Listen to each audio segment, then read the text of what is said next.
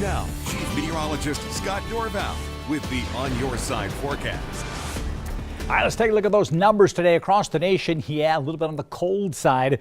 Look at these numbers in the north central parts of the United States. 5 in Minneapolis, 9 in Bismarck, 6 in Omaha. Still some warmth in the southwest and the warmth down to the southeast where temperatures are generally in the 80s, but a big blast of cold air is coming in at northwesterly winds. And when you bring strong cold air across the Great Lakes, you get what's called lake effect snow. This photo was taken about 9 o'clock or so this morning. And I want to show you, take a close inspection here. Here's Lake Michigan, for instance. You see the edge of the lake right here. The cold wind blows over the relatively warm waters because they're not frozen yet, so they're in the 30s. And then that scoops up moisture. The moisture basically gets scooped up by the wind. It cools, condenses, makes clouds, and these bands of lake effect snowfall. So here's Lake Superior, and these are bands of snow falling right in here, depending on the way the streamlines of the wind are blowing. And so it fetches that moisture and dumps it on these other towns nearby. Erie, Pennsylvania, for instance, right along the lake here, you can see this plume of lake effect snow right here, come right across Lake Erie and go right into Erie itself. And here's another plume, of course, going towards Lake Oswego or up in not too far from Rochester.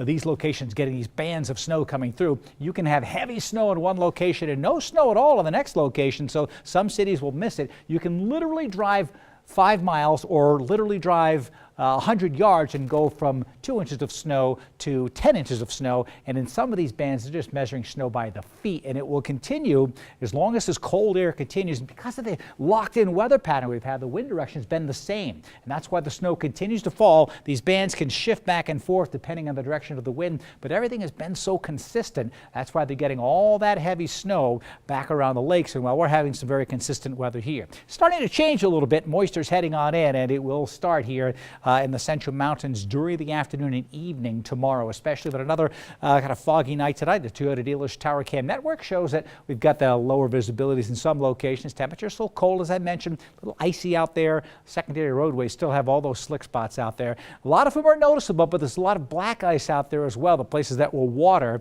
refreezing into that clear ice, and we call it black ice because you see the pavement below. A lot of folks up in the Sun Valley area. This is a popular week for the ski resorts with a lot of folks skiing, and as we can see here, ice skating, and there is more snow headed to those higher elevations. Winter weather advisories are in effect here for the northeast portions of Oregon, and then you see also central Idaho here, the west central and east central mountains. Winter weather advisory starting at 5 o'clock tomorrow through Friday and probably going into Saturday morning. This is a winter storm warning for north central Idaho up towards the Bitterroots.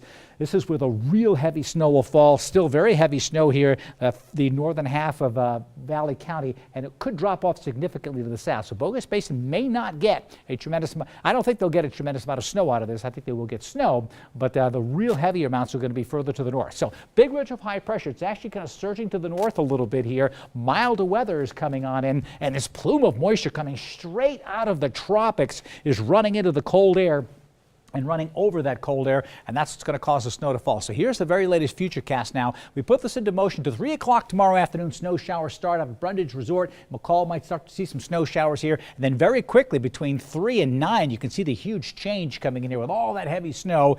And rain showers in the valley, well, I think the valley's going to have some cold air in place, so we could have some snow and some freezing rain favoring west of Boise to the lower valley where the pockets of cold air remain. Eventually on Friday, I think we'll just have some rain showers around during the day on Friday while the snow continues to fall here in the higher elevations. We'll get a good deal of melting in the Treasure Valley, but then it is likely that we'll get the refreezing each overnight. So the computer charts are just going off the scale for McCall. I think 3 to 6 inches, but we may get a turnover to rain. In fact, I think we will at 5,000 feet. But this is what's evident what's up in the mountains. The ski resorts could get 10 to maybe 15 inches of snow, and I'm saying the northern ski resorts, Brundage Resort and Tamarack Resort, Bogus Basin likely not to get quite as much. Mostly cloudy skies in my UV forecast for tomorrow. Nothing happens during the day. It is tomorrow night when all of that moisture comes in with 3 to 6 inches of snow in the west central mountains, 5 to say 7 inches of snow around the Stanley area. You're going to get a good amount of snow. Galena Pass will get a good amount of snow, and the plows will be running, that's for sure.